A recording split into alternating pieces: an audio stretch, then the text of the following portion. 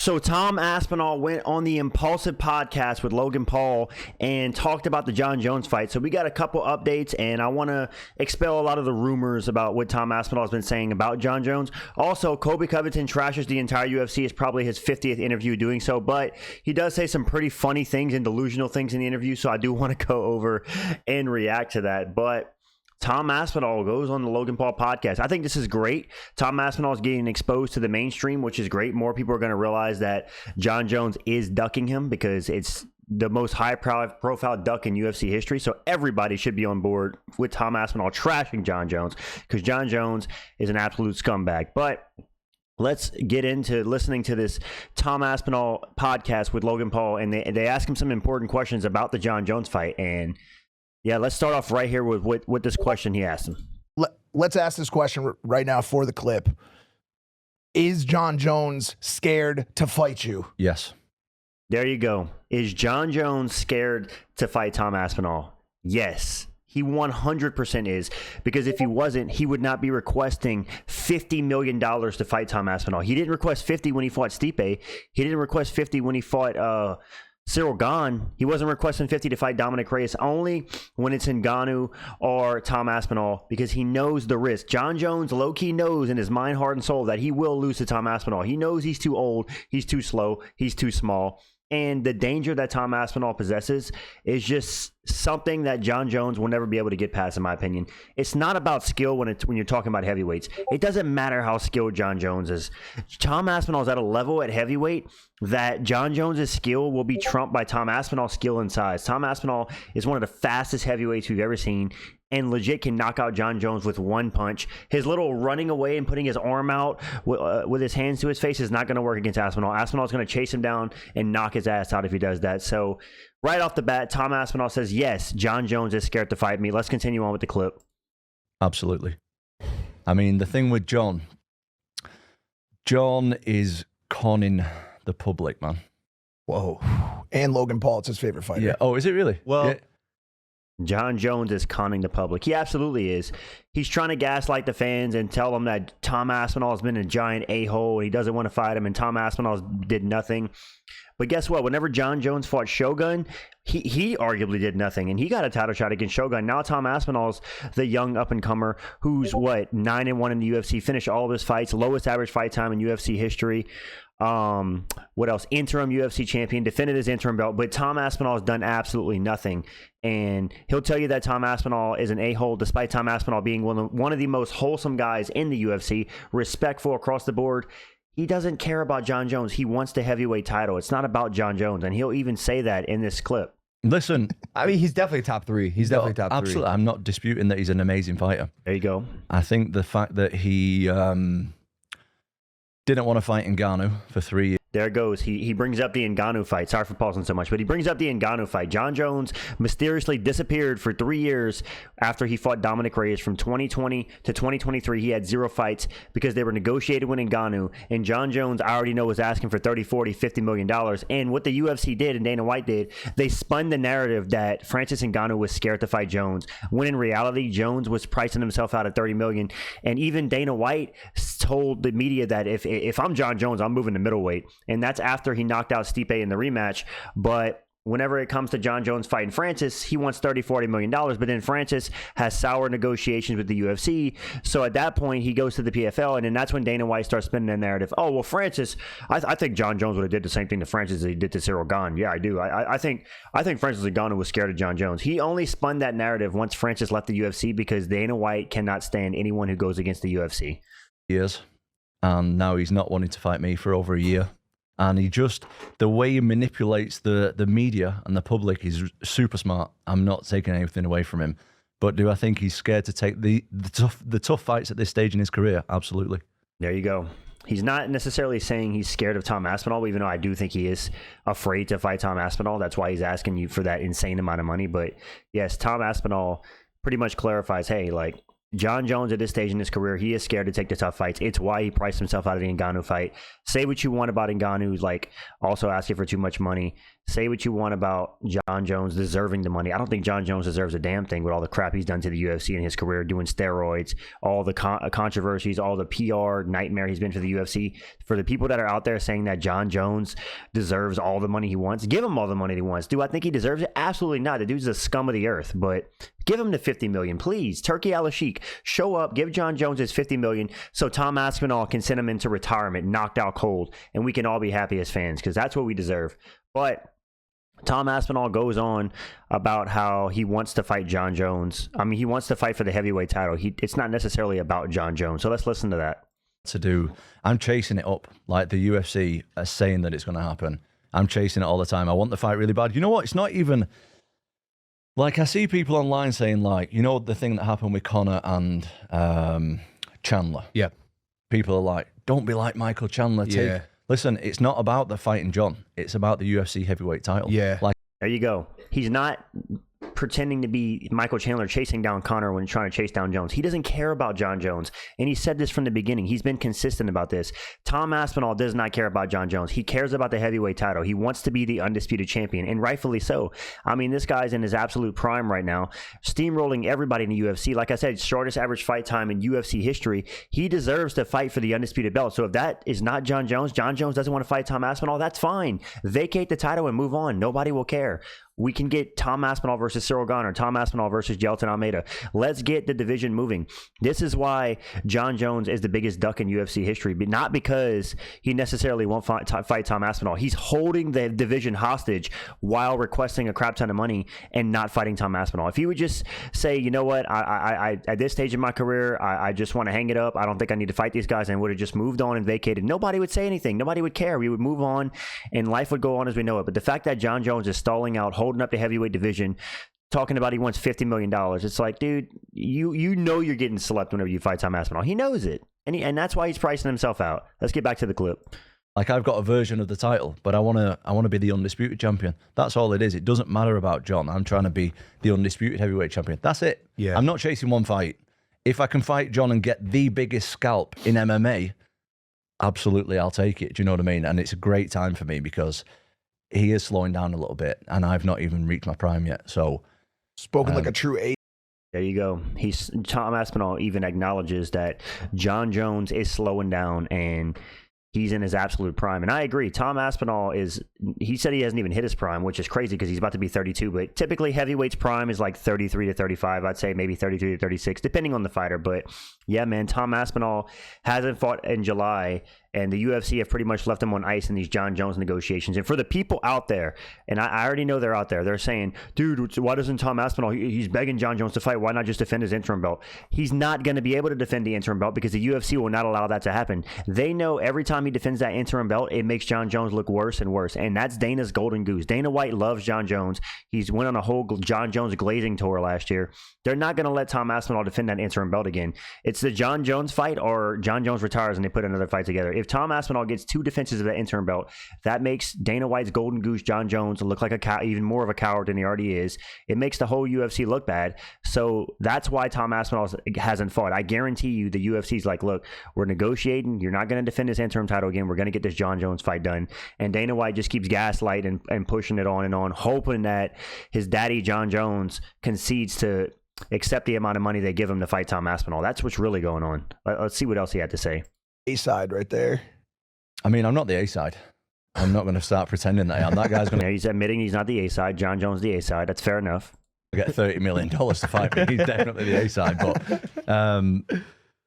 I definitely think it's a fight that I can win. When he came back, and he's not, look, he's the fact that he calls Tom Aspinall an a-hole, he's not even saying like he would destroy Jon Jones or walk through him. He literally just said it's a fight I think I can win.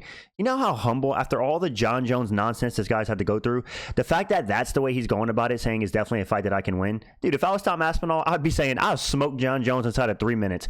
He's so humble, such a respectful stand-up guy, literally the polar opposite of Jon Jones in every way imaginable. And it's unfortunate because Jon Jones is American and Tom Aspinall is British, and it's a bad look for us Americans to have Jon Jones at the top of our sport representing us, you know? Maybe I'll just move to UK to support Big Tom. Who knows? But I really hope the fight gets put together. Not too much else in this interview, more or less just the same thing coming out of Tom Aspinall. But the key points is Jon Jones is scared of him. He 100% is. That's why he's asking for quote unquote FU money.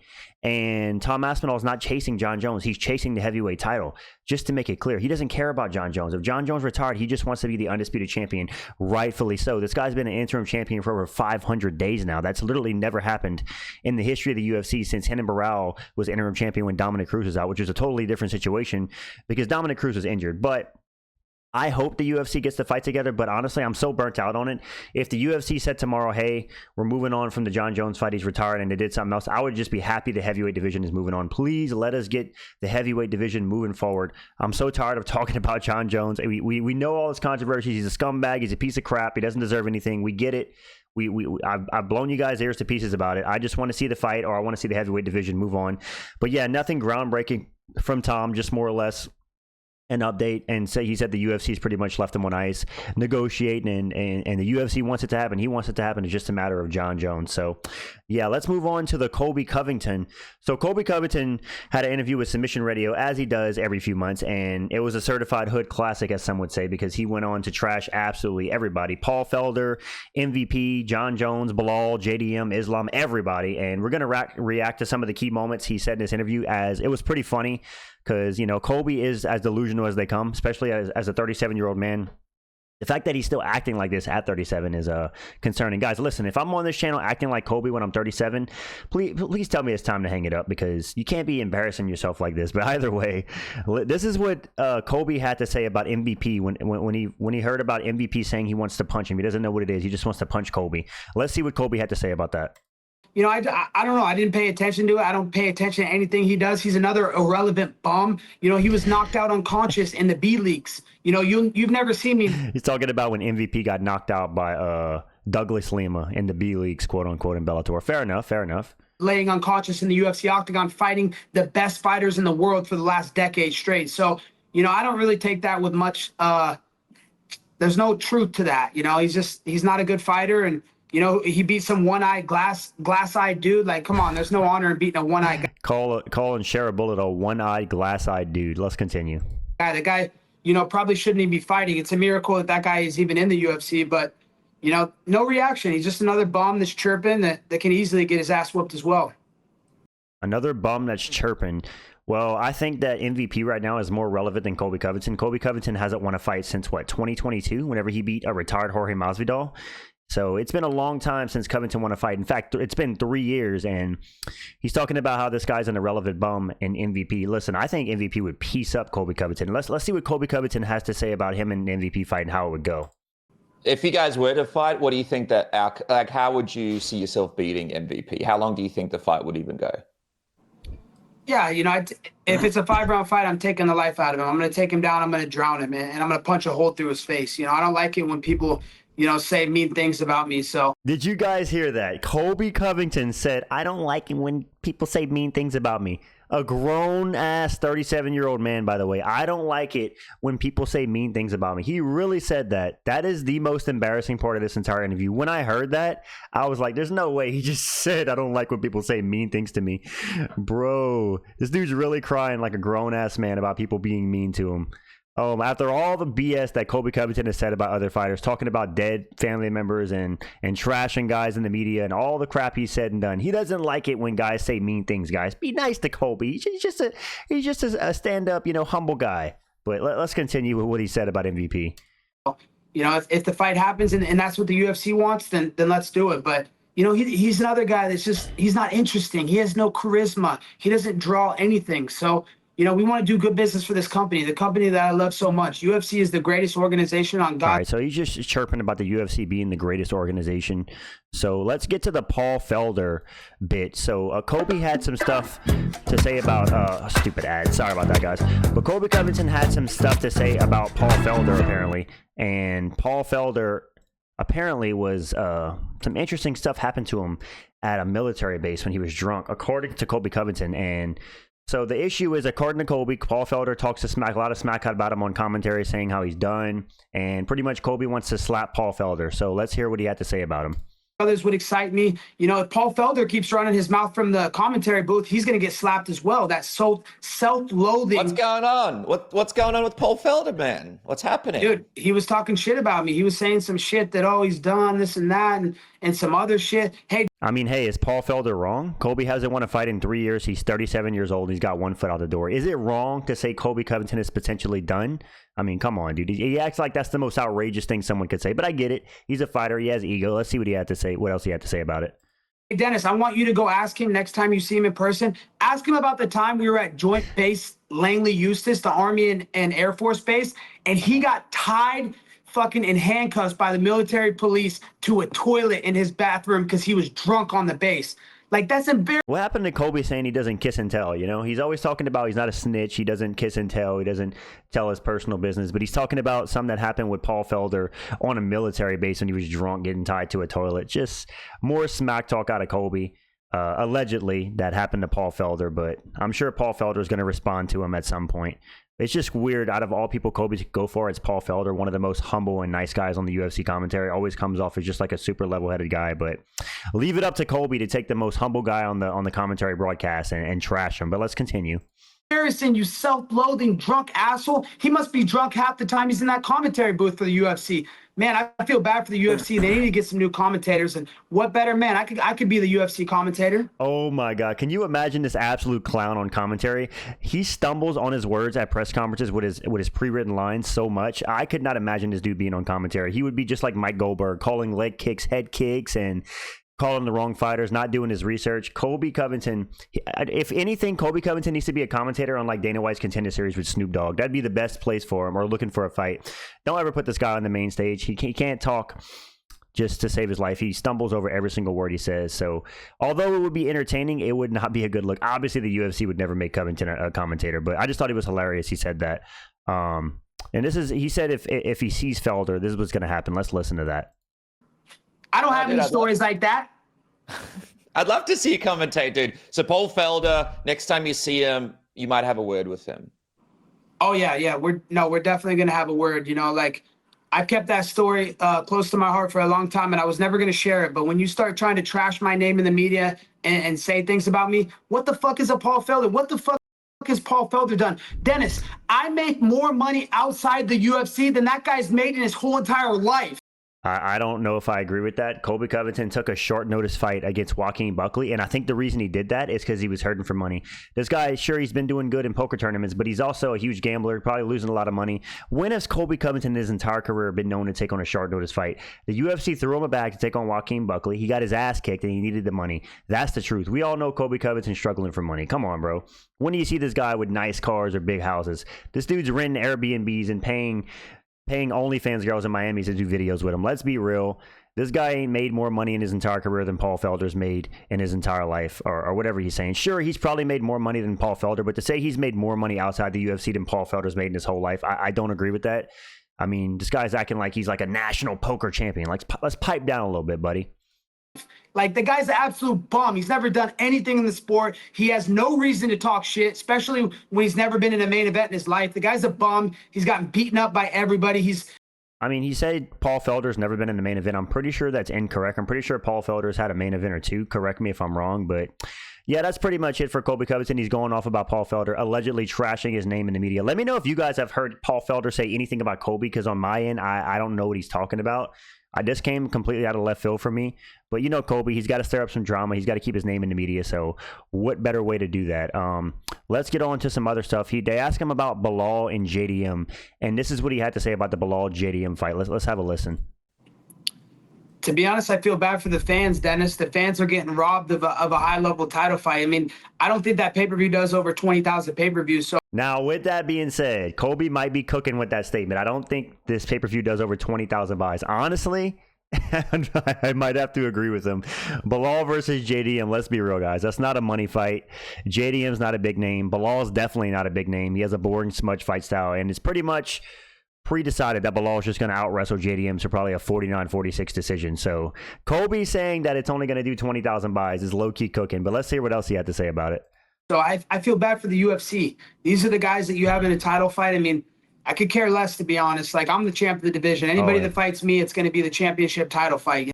Anybody that fights him, he's going to be the championship title fight. This guy's had 3 title shots, and he's fumbled every single one. He lost twice to Usman, and he got beat up by Leon Edwards in an embarrassing performance. But he's the road champion of the division, guys. Colby Covington, who hasn't won a fight in 3 years. The uncrowned champ. If you want the belt, you need to fight Colby Covington. Forget about Bilal Muhammad or Shavkat or Usman or JDM or any of these guys. If you're not fighting Colby Covington, then does it really matter? You're not a real fighter. You're not a real champion. That's according to Colby. He's the real champ. So don't forget, guys. You know, it's going to be the biggest fight that can be made in the welterweight division. So I don't really pay attention to anything but other than my business. Oh, yeah. I think Colby Covington pays attention to everybody in the UFC, and that's why he's always – this dude knowledgeable. He looks at all the headlines.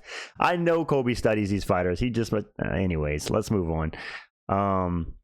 So they asked him a couple more things. They asked him about, the last thing, they asked him about Jon Jones. And, of course, I'm probably going to agree with everything he says about Jon Jones. But let's just have a listen of what even Colby's good old buddy Jon Jones he had to say about him. You see this Jon Jones Aspinall fight happen? No? It's just not likely? No, it's never going to happen. He's asking for unreasonable terms. You know, he's asking for $30 to $50 million. I heard he started at $50 million, and they've gotten to around they've gotten to around 30 to 40. So he's not going to do it. He knows that he's going to get destroyed. He knows Aspinall is going to knock him out. It's going to. Yep, there you go. Even Colby with all the CTE and brain damage he's taken can let you know that Tom Aspinall will knock out Jon Jones. It's not even going to be close. So it's the same thing he did with Ngannou. You know, he never would fight Ngannou. He just worked around him and never wanted to fight him because he was afraid of him. Yep. Facts. He ducked Ngannou for 3 years, but his fans will tell you he was negotiating. He 100% ducked, even in interviews saying that he needed FU money or $30 million to fight Ngannou because he knows that there's a possibility he'll get KO'd out cold. He knew. He was afraid of him, just like he's afraid of Aspinall. So he knows Aspinall's in his prime, and you know, Aspinall would starch him. So honestly, I don't see that fight ever happening. And I've been saying this since the beginning. I said this, you know, even before the fight that he had with the fireman, you know, Stipe, that he was never going to fight Aspinall after the Stipe fight. Yeah, I mean, that's pretty much universally agreed on. Jon Jones was most likely never going to agree to fight Tom Aspinall. In fact, leading up to the fight, into the 309 fight with Stipe, I think there was an interview, I think it was with Kevin Iole, or it was either Kevin Iole or Brett Okamoto. I'm pretty sure it was Kevin Iole, where Kevin Iole asked him flat out, are you going to fight Tom Aspinall? He said, more than likely not. But after his fight against Stipe, he did the Donald Trump cringe dance, and then he said, maybe if the UFC offers me enough money, we'll give you guys what you want to see. And yeah, it's been crooked since. Jon Jones just been in the media saying Tom Aspinall hasn't done anything and he's requesting all this crazy amount of money. Tom Aspinall just wants the undisputed belt. So yeah, this was just Tom Aspinall going on impulsive, and I just wanted to react to that, as well as Colby trashing the whole UFC as he does. Let me know if you guys like these kind of reaction videos. Do you want these to be a new mainstay on the channel? Drop a like if you guys enjoyed. Just to end this video, I do not think Jon Jones will sign to fight Tom Aspinall. I think eventually the UFC is just going to get tired of it. They're going to strip Jon Jones and they're going to move on. Or that's going to happen, or Jon Jones will sign, mark my words, he will sign to fight Tom Aspinall to get away from the ducking allegations, and then he will pull out citing an injury, and he will say, see guys, I was never scared to fight Tom. I had an injury, and then he'll probably retire. But either way, I do not see Jones stepping in the octagon with Tom. He knows the risk. He probably knows he'll get finished, and that's why he's asking for $50 million. Drop a like on the video. Subscribe to the channel if you're new. I'm out, guys. Peace.